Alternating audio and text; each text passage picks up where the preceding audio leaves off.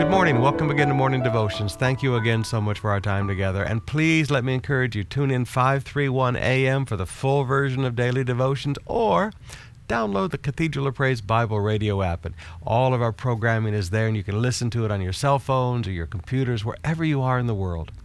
Right now, I want to teach you a little thought that I call the thinking man wins. Let me say that again. The thinking man wins.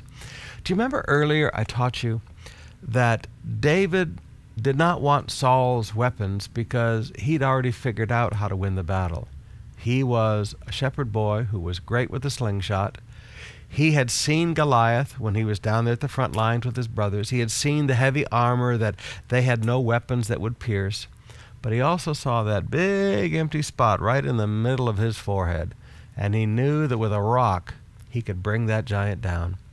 So when he was told to take all these weapons of King Saul, he said, "No, I haven't tested them yet." And all he needed was 5 smooth stones and a slingshot. He went out there thinking he might have to do this more than once, but he knew how to win the victory. Now, this is David. He's a thinker. He doesn't jump into things just because he's brash and courageous. I call this a thinking man's courage. He's figured out what to do. Now, we find the same thing in our text today in 2 Samuel chapter 5. On that day, David said, "Anyone who conquers the Jebusites will have to use the water shaft to reach those lame and blind who are David's enemies. That is why they say the blind and the lame will not enter the palace."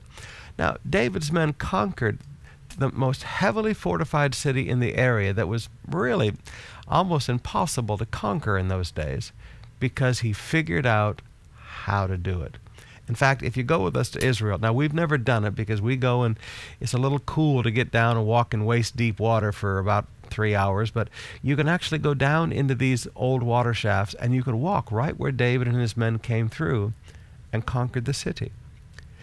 The principle is this, brothers and sisters. It's one thing to have courage. It's another thing to be reckless. The difference between reckless and courage is turn your brain on and begin to think. Thinking men's courage always wins the victory. Think about, how do I win this battle? Make a plan and then fight your plan.